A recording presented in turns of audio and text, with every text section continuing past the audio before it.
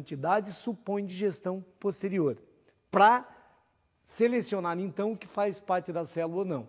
A permeabilidade seletiva vem direto para o interior do citoplasma.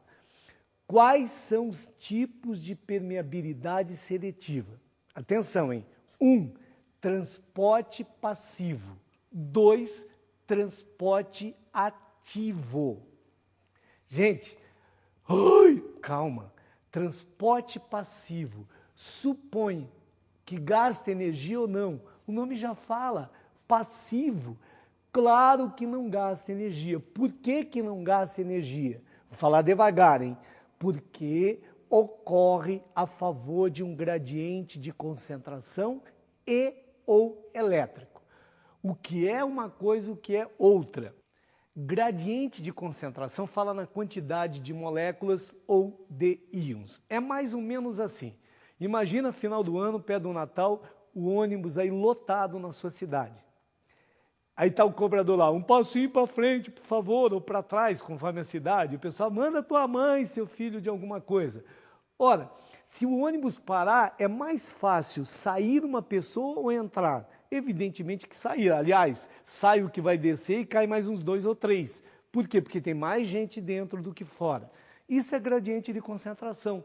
Se um íon ou uma molécula estiver em grande quantidade de um lado ou de outro da membrana, a tendência é atravessar até atingir o equilíbrio. E o que é gradiente elétrico? Gente, guarda que é importantíssimo. A membrana plasmática é eletrizada positivamente na face que faz contato junto ao meio ambiente e é eletrizada negativamente na face em contato com o citoplasma. Ora, carga elétrica é igual a sexo antigamente. Você lembra que antigamente homem só se sentia atraído por mulher e mulher só se sentia atraída por homem? Lembra quando você entra no elevador em que está cheio de homem? O que todo homem que se preza faz? Encosta na parede, tem que preservar a honra. Se você entrar no elevador e não tiver mais parede para encostar, você fala, pega o próximo. Por quê? Porque cargas iguais se repelem.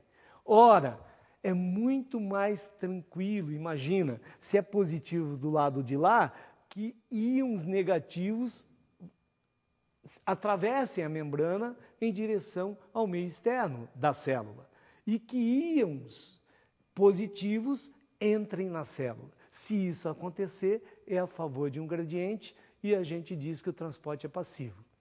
Há 3 tipos de transporte passivo. Atenção, difusão, difusão facilitada e osmose.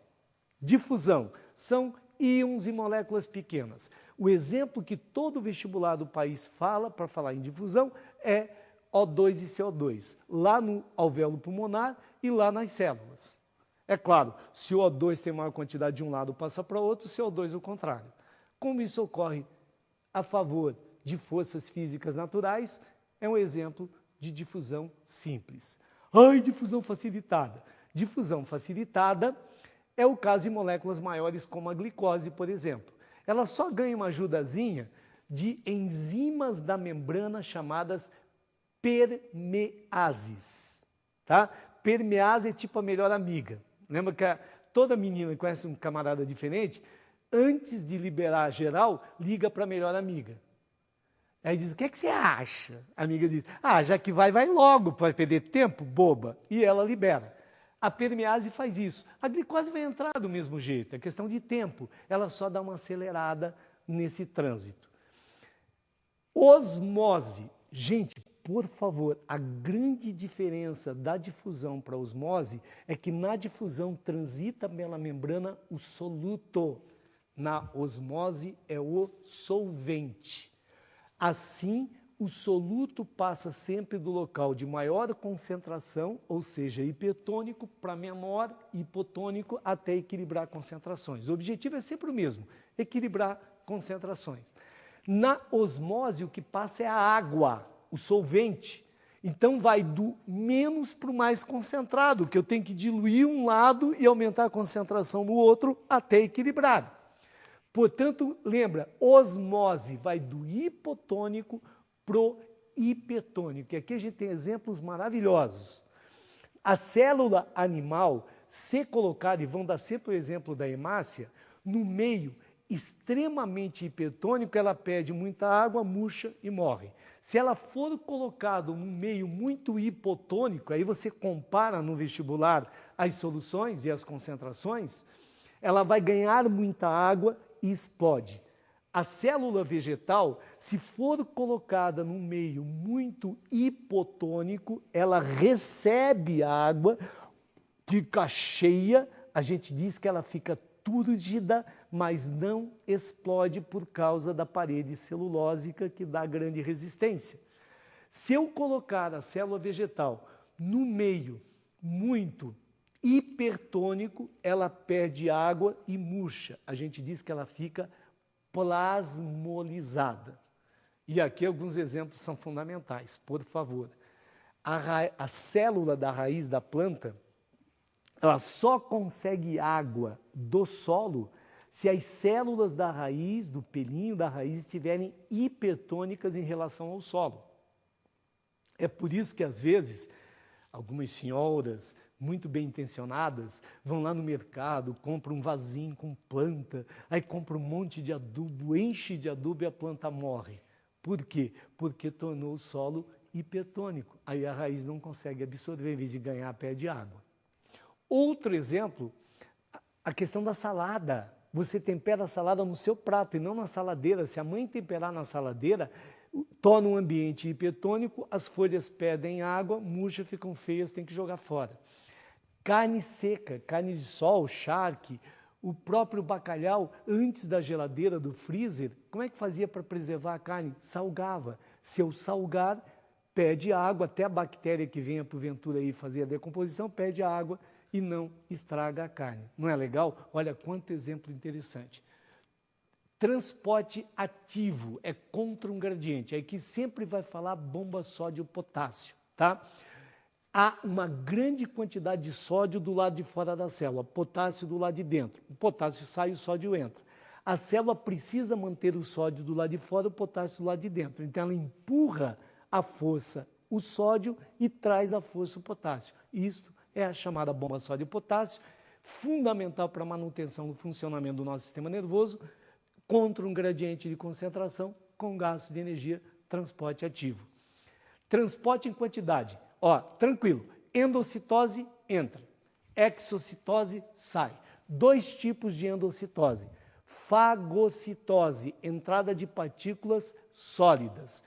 Pinocitose, entrada de partículas líquidas. Assim, a gente fecha o estudo de membrana. Geraldo, se eu cair numa célula, como eu me sinto? Você vai cair num gel. O citoplasma é formado primeiro pelo citossol, hialoplasma, citoplasma básico, tudo é sinônimo. Normalmente a gente fala hoje em dia ou hialoplasma ou citossol.